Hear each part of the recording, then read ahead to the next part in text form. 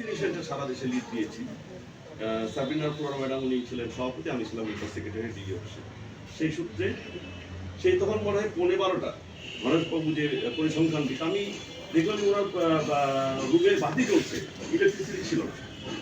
আমি গেলাম, কি করছেন কোভিডের রিপোর্ট করছে 1 by 1। আমি সাথে সাথেই ওখানকার যে আমাদের MIS এ ফোন করছি যে আপনারা এইভাবে যদি রিপোর্ট করে তাহলে তো আমার সারা দেশের পরিসংখ্যানবিদরা এবং এর সাথে যারা এটা মারা যাবে, রাত 2টা-3টা পর্যন্ত রিপোর্ট করছে।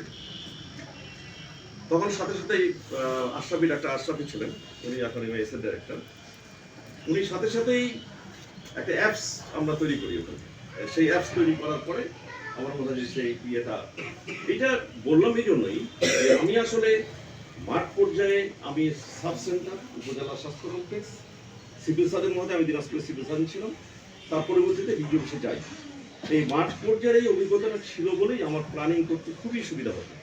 যার জন্যই কিন্তু কোভিডের যে বড় বড় কাজগুলো আমার যখন রিটায়ারমেন্ট যায় তখন আমার কর্তৃপক্ষ বলেছিল না ডাক্তার মহলাকে লাগবে, যার জন্য আমাকে এডিবিতে টিম লিডার হিসেবে চাকরিতে আরেক বছর চাকরি করতে হয়েছিল ভ্যাকসিন চলাকালীন সময়কে।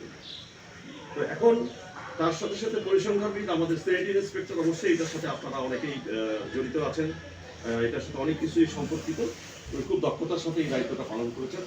আমাদের অ্যাসিস্ট্যান্ট হেলথ ইন্সপেক্টর ওনার বিয়েটা আপনারা শুনেছেন, উনি অত্যন্ত দক্ষ মানুষ ছিলেন। আর জোহেরের কথা বলতেই হবে, একসময় আমরা উপরে একসাথে ছিলাম।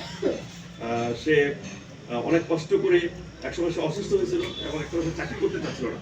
আমি ব্যক্তিগতভাবে তাকে বলেছি চাকরি শেষ করবো, অবশ্যই চাকরি শেষ করবো। তার চাকরির শেষটা হলো। তার সাথে সাথে আমাদের মহবুব সাহেব ক্যাশিয়ার, উনি শুধু কি বলবো যে একটা কথা আছে না, হরফন মওলা, যদি আমার নাম মওলা, তো না হরফন মওলা সকল কাজের কাজ, সব রকম কাজ উনি পারেন।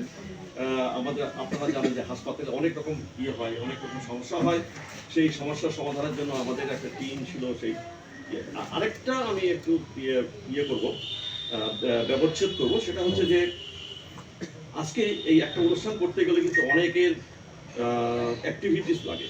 আমি কয়েকদিন ধরেই খেয়াল করছি যে একটা টিম কাজ করছে, একটা চমৎকার একটা টিম কাজ করছে।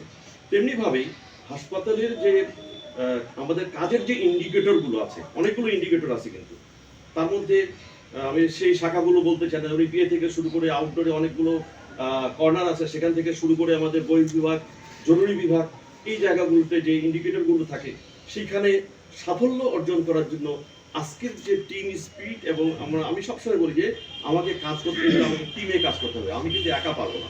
আমার টিম আজকে যেভাবে এই অনুষ্ঠানটাকে সাফল্যের চূড়ায় নিয়ে যাচ্ছে, সেইভাবেই যেন আমরা ক্ষেত্রে সব জায়গাতেই যদি আমরা টিমে কাজ করি, তাহলে কিন্তু আমরা সকল ইন্ডিকেটরে আমরা ভালো করতে পারবো। আমাদের গর্ব করার কিন্তু অনেক কিছু আছে। আমাদের গর্ব করার, যেমন আমাদের ইপিআই সার্ভিস সারা দেশে না বিশ্বে গর্ব করার মাত্রাটা বিষয়। আমার যদি আউটডোরে আমি যাই, আমার ANC PNC সার্ভিস আছে। এখন